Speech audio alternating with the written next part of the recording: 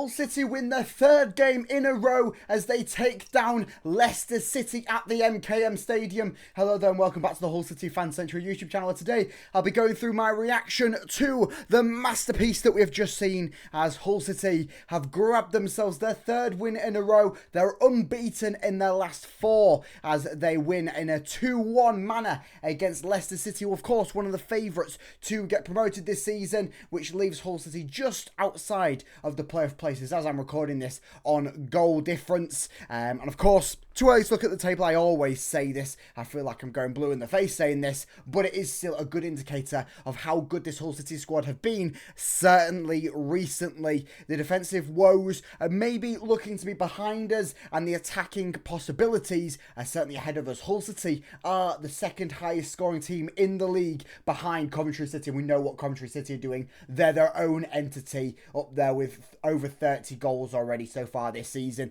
Meanwhile, Hull City are doing a very, very good job. And to say that tonight we was without Ollie McBurnie, we was without Louis Coyle, and we still came out going against Leicester City, the draw-happy team that is Leicester City. They've drawn 5 of the last 6 games. A very, very tough team to play. Only lost 1 game before tonight this season. It's now up to 2, and a very, very good win, this one being. But to say we was without our lead goal scorer, the joint second highest goal scorer in the league, and to say that we was out without Louis Coyle, who was a pivotal piece within the squad in Saturday's win against Birmingham City. To say we was without those 2 pieces, and of course there was some other squad rotations within there, being a midweek fixture, keep fresh legs on the pitch.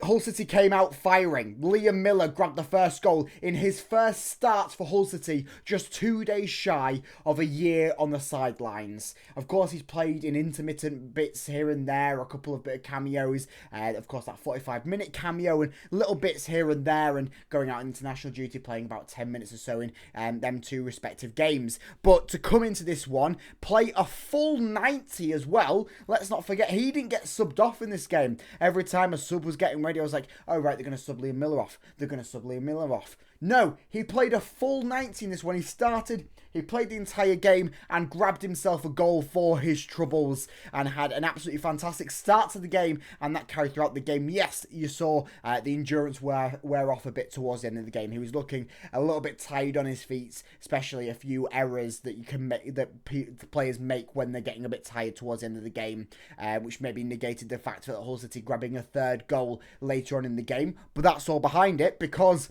they come out with the 2-1 win in this one. With Liam Miller, I think that's going to be the key thing to come away from this one. He is such a pivotal player to this squad. The way that we all know what he's been going through behind the scenes, how he stayed at Hull City. I'm going to do a video at some point, probably before the Charlton game, diving a bit more into Liam Miller's injury and how that sort of affected him, but how it's made him a stronger player and a stronger person as well. We've known all about what Liam Miller's gone through, and the injuries not being the best for him, year on the sidelines, all that sort of stuff, and I say I'll cover it in the video. But to say that he's come back into this when he's grabbed his first goal of the season, first goal back from the injury. Of course, he grabbed an assist last time out, being that of the winning goal against Birmingham City. And then to come into this game 5 minutes in and grab a goal like that, it was an absolute peach of a shot. I mean, it was negated by the fact of Leicester City's goal in the second half that was there. I mean, all I could do was just go, wow. Fair play to them, fair play to them. I don't mind conceding that one from about 20 yards out and it just curling into the top corner. But Liam Miller's goal, fantastically done. He took it well. He got it into the back of the net. And from there on, Hull City were really rolling attacking-wise. Joe Geltart, of course, grabbed the second one as he's the sort of spark plug at the moment, it seems. He got the assist for the Liam Miller goal and then got a goal himself off a fantastic play where Ryan Giles laid it into him. Joe Geltart then took the shot and sent it into the back of the net, which sort of game, set and match match there, as Leicester City didn't really seem have anything really building and going, and we know how potent this Hull City defence can be. Yes, the opposition are going to get their chances. We've seen that time and time again, especially under Sergei Ikievich. He's going to let the opposition play how they want to play, and then the squad will know how to exploit the weaknesses. We've seen that in this game. We saw that against Birmingham City. The adaptability, we've talked about it time and time again with Sergei Ikievich. Even though he's up in the stands, he still mics up down to the bench, and we still saw the master plan unfold on how to take down a side like Leicester City, who have been a really, really tough side to play, either on the road or at the King Power Stadium. Teams have struggled to play against them. That's why they've got so many draws this season. That's why they've only lost one game before tonight.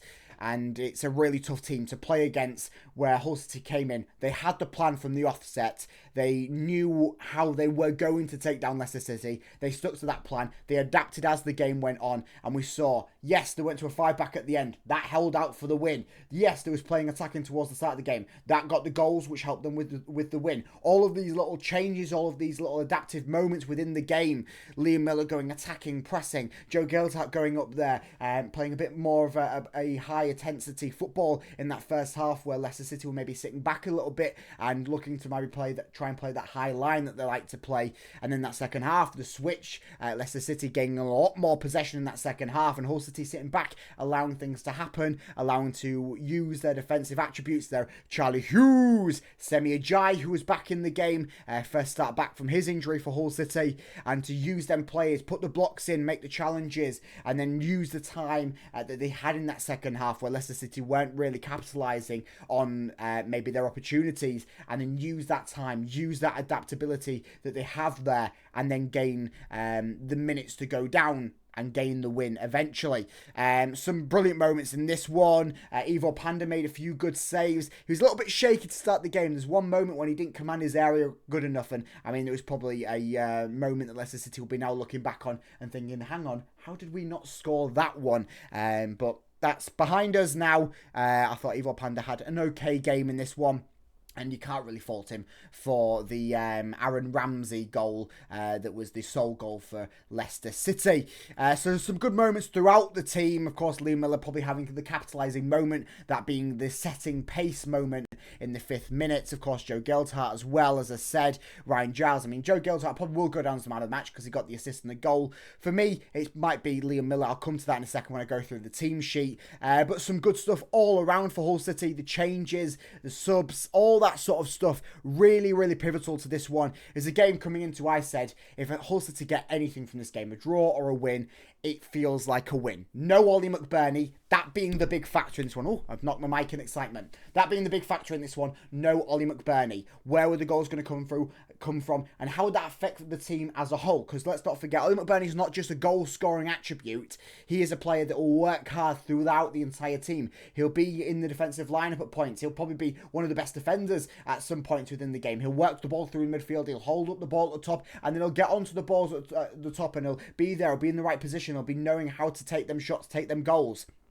And to be without that in a pivotal game against a side like Leicester City, who, yes, they have had their draws this season, but they are one of the more potent sides in this league. They are a side that, if they get a few good results going, there's nothing stopping them from climbing up this table. But to go and grab a very, very good result against Leicester City side, that's been a couple of good results that we've got against sides that when all things are said and done at the end of the season, they're probably going to be in the top 6, and maybe Hull City could be there with them. Of course, it's far too early to determine that. We are a fraction of the way into the season. We haven't got even into the full swingings of things yet, but certainly this is a very, very good sign for Hull City. 3 wins on the trot, 4 games unbeaten, and we're propelling up the table. We're above Leicester in the table now. We're up to 7th, and things are looking very, very good. I mean, it was up to, I think, 5th or 4th at some point within the game. I'll talk quickly through the stats, and I'll go into the team sheet as I usually do. Stat-wise, I said possession-wise, this really sort of switched more massively the second half. It wasn't as contrasting as this at half-time, but 30% 56% possession for Hull City and 64% for Leicester City.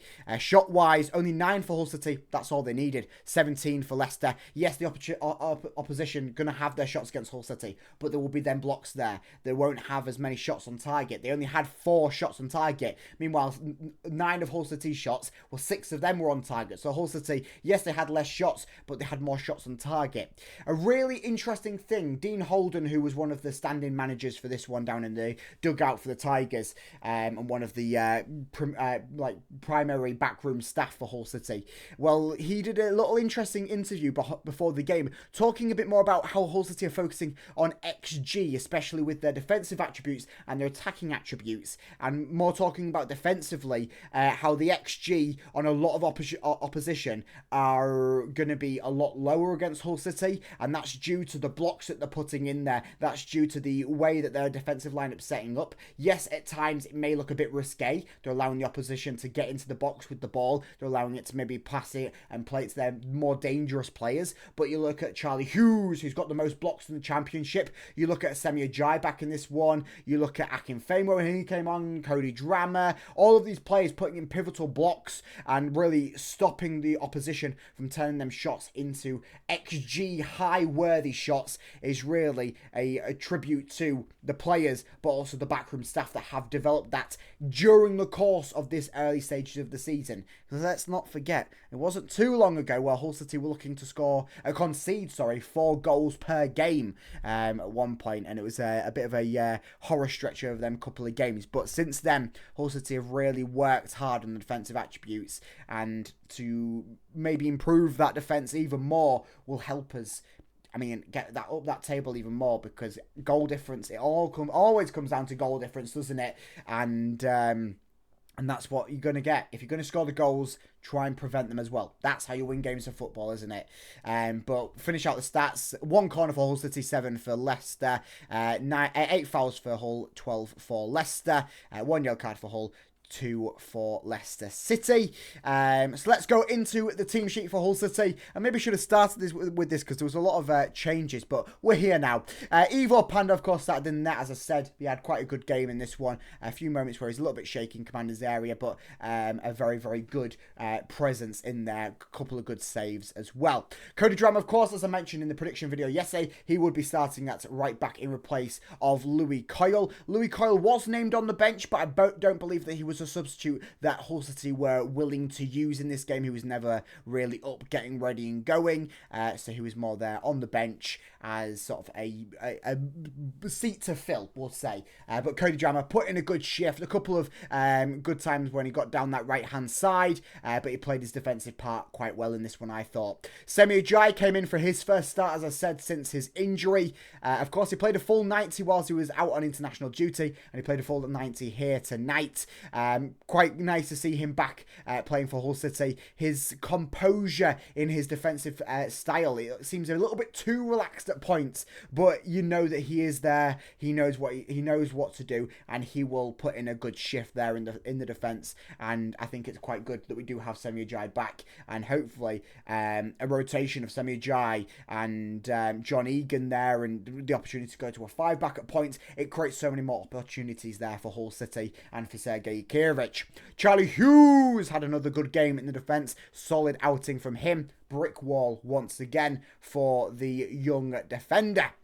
Ryan Giles started the game at left back. A little bit of worthy note, he did come off the field due to an injury. He was injured in the first half, continued the game, and it seemed to be the same sort of upper leg, thigh area that played up a little bit in the second half. He actually went down on the decks after not doing anything. A corner came in, and he was just stood there, and then he must have felt something going, then went down and was subbed off. Akinfenwa came on to replace him in the left back position. But Ryan Giles, I thought, going forwards wise, yeah, he did look good. Of course, he got the assist, his first assist of the season. That wasn't that to Ollie McBurnie, his 6th assist of this campaign for Ryan Giles, really rolling back the years, back to that successful season he had on loan at Middlesbrough a couple of years ago. And I've got to say, especially in this game, he looked quite good defensively as well. He was there doing his defensive duties, especially in that first half when maybe there was points where the attack was going for Leicester City. Of course, they do have some pacey players on the wings. They do have some good players on the wings. I mean, you look at that Fatawu for Leicester. I talked about him yesterday. Player to watch. He certainly was in this one, but I thought Ryan Giles dealt with him quite well in this one.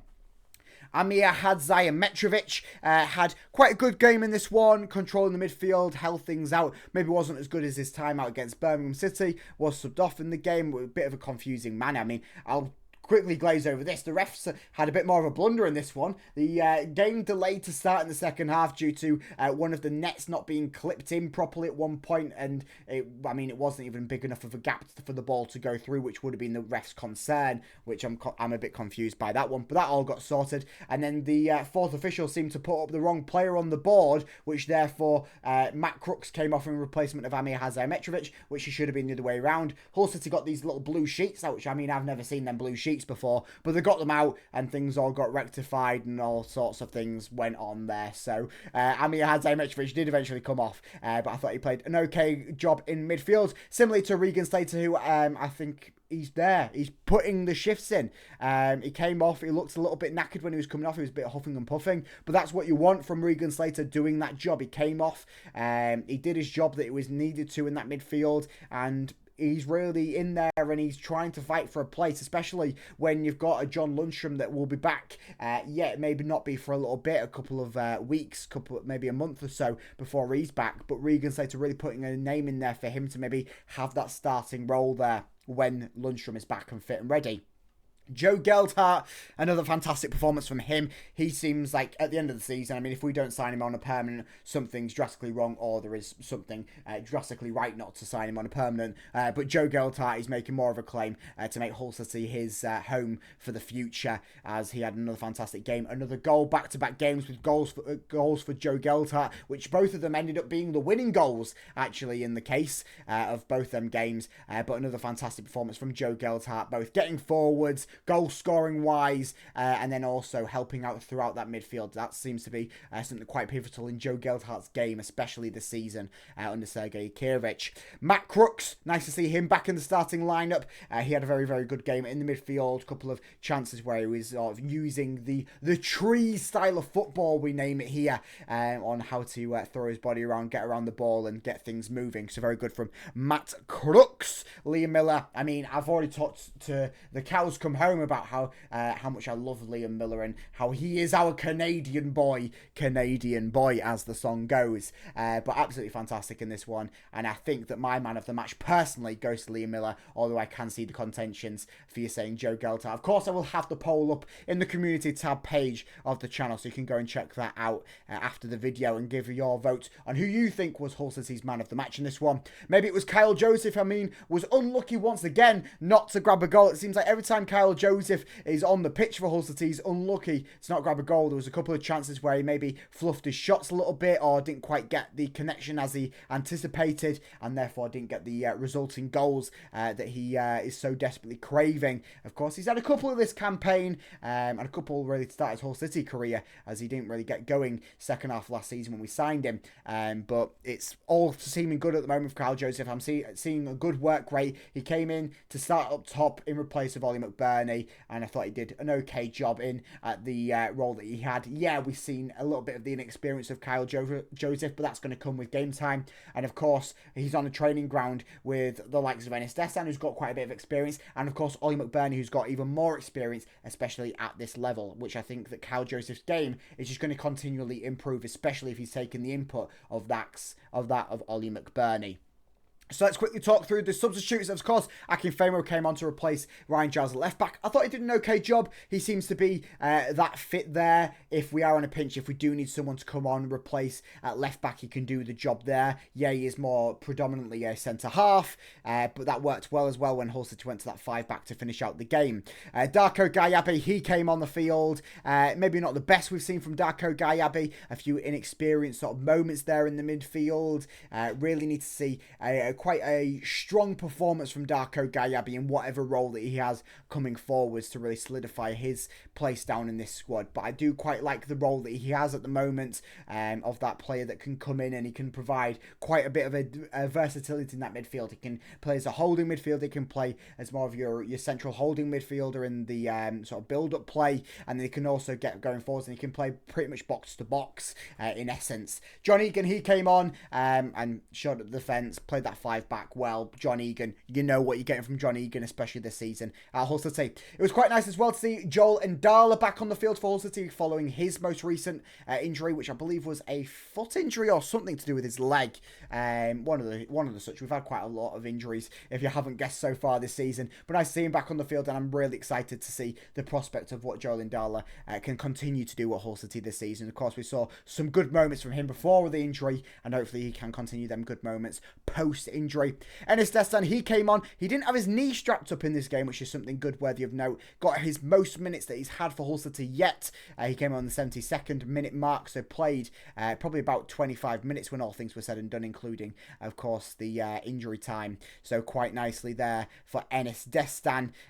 Nicely to see him back on the field. A few mistakes and all sorts of stuff like that, but not too bad. Didn't cost Hull City the game, and that's the reason why Hull City came out 2-1 the victors of Leicester City. That's why they see themselves just outside of the playoffs on goal difference, and that's why we are going into Saturday's home fixture against Charlton Athletic with a bit more of an optimistic output. Yes, Charlton Athletic have been playing well this season, but so have Hull City of recent, and it could be quite a good clash on Saturday. Of course, as I said, there's a Liam Miller video coming out this week, so stay tuned on the channel by liking and subscribing to see that, and so much more Hull City news and content here on the HullCityFanCentral YouTube channel, where I keep you up to date on everything Hull City. That's all the prediction videos, the reactions like this, vlogs, and all sort of the news surrounding the Quayside in Yorkshire. So I'll see you in the next video. Up the Tigers! Go on!